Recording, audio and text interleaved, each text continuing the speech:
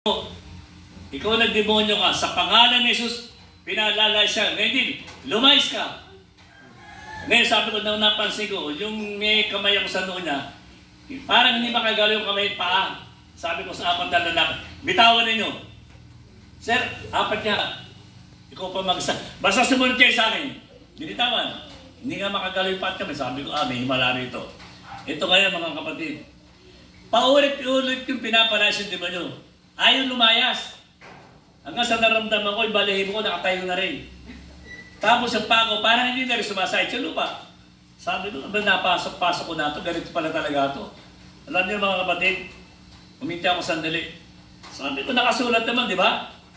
Sa pangalan ni Jesus, makapagpapalaya sa kanang demonyo. Alam niyo, inulit ko. Ikaw, Satanas, dati ka ng talunan. Sa pangalan ni Jesus, hindi, pinapalayas ka. Lumayas ka. Lumayas yung demonyo. Praise God. Amen po ba? Amen. Hindi ko na masabi sa demonyo, kung ayaw mo lumayas, ako lalayas. Ang layo na pinagalingan ko, tapos papahirapan niya ako. Alam niyo mga kapatid, lumayas yung demonyo, napansin ko. Para ako napagod, ilang naman ang ginawa ko, di ba? Nagpalayas ng demonyo. Doon ko nakita yung mga himala. Pag pala nakasulat at ginawa natin, talagang mangyayari. Amen. Amen po ba? Amen. O ngayon, dinobliga na ako nga magpasya na doon na ako. Doon ako nagpabaptize. Ito ngayon, ang problema ko. Sabi ko sa Panginoon, pag ito sinama ako at nagpasya na ako rito at yung himala naranasan ko, susuportahan ko yung pastor na yon. Ang problema ko ganito, paano ko susuporta? Wala akong hanap buhay, wala naman akong negosyo. Ano isusuporta ko doon? Amen po ba? Amen. O ito ngayon, may pinanghawakan uli akong verse. Yung Malakas 3:10. Ang sabi doon, dalhin ninyo ang buong ikasampu bahagi sa kamalik upang magkaroon ng pagkain sa aking bahay.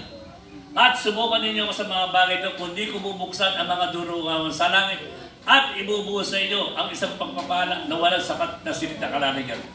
Mga kapatid, yun ang pinanghawakan ko.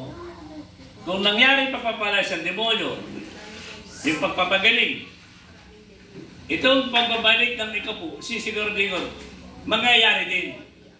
Amen po ba? Amen. Ito ngayon, bago ako sa gawain, pag may nagtuturo tungkol sa ikapu, pag binabanggit yung nananakaw baga na ang tao Diyos, nasasaktan ako, nagtitisod ako eh. Sabi ko, bago lang ako dito, para pakiwari ko, pinaparinggan ako, magnanakaw ako. Sabi ko, bago lang naman ako. Linggo-linggo nadidinig ko yun. Alam mo, ginawa ko mga kapatid. Para hindi na ako masama nasasabihan ng pagnanakaw. Alam niyo, magkano ang unang tights ko? 5 piso. 50 lang ang nasa akin, di ba? 10%, 5 piso. O, di binigay ko 5 piso. Alam niyo, mga kapatid, magmula sa 5 piso, lumaki yung tights ko. Hanggang umabot ng 200,000. Praise God. Amen po ba? Amen. Ibig sabihin, talagang sinabi ng Panginoon, bubuk sa iyo durong awasalan at ginawa talaga ng Panginoon yun. Yung mga nawalang kayamanan sa ibinalik ng Panginoon. Amen. Amen po ba? Amen. Kaya mga kapatid, tignan ninyo. Noong nagsimula ako sa gawin, katulad lang ninyo, umaaten, nakikinig. Amen po ba? Amen. Ngayon, pag umatid ng isang bagay, ang inisip ko, ano ang mababago sa buhay ko? Ano ang problema na malulutas sa akin? Ayun. Yung kahirapan ko, ibinangon ako ng Panginoon.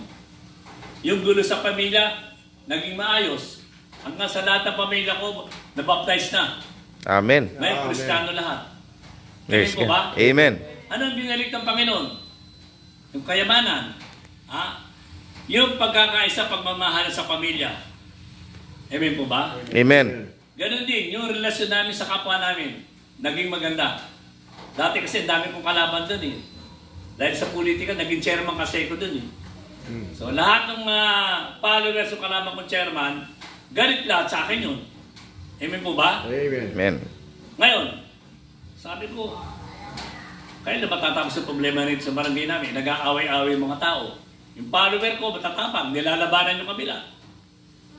Amen po ba? Amen. Ano naman, nag-pray ako sa Panginoon, tinduruan ako ng Panginoon, kapakumbabaan. Minsan nag-pray ako sa kwarto. Pagkatapos ko mag-pray, pinuntahan ko yung bahay ng yung kalabang ko tumortal, yung konsehal ng Maynila.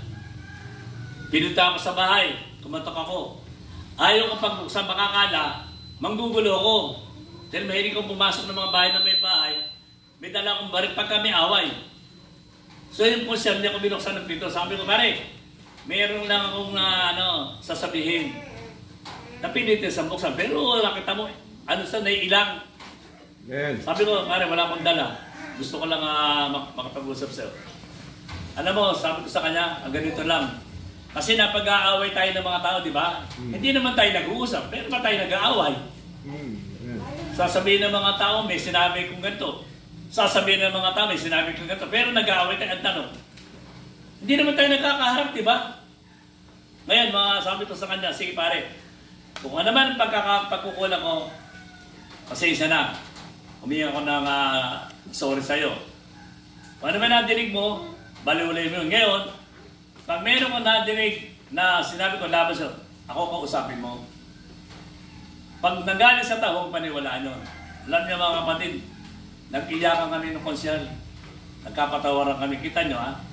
Ako lang at saka yung konsyal nagkasundo. Lahat ng tao sa barangay namin nagkasundo rin. Praise God.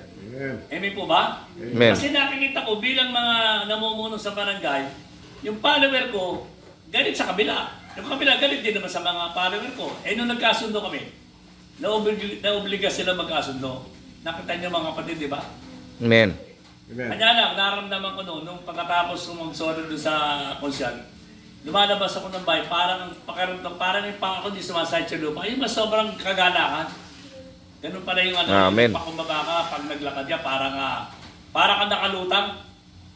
Ayun, pagkatapos nun, nawala na yung gulo sa barangay. Amen po ba? O ngayon, sa atin naman mga kapatid na narito, ang challenge namin sa inyo talaga ganito. Binasa natin, di ba? Kami mga pastor, tuturuan kayo, ibig sabihin, tsatsagain kayo na mabago. Amen po ba? Ito na binasa natin.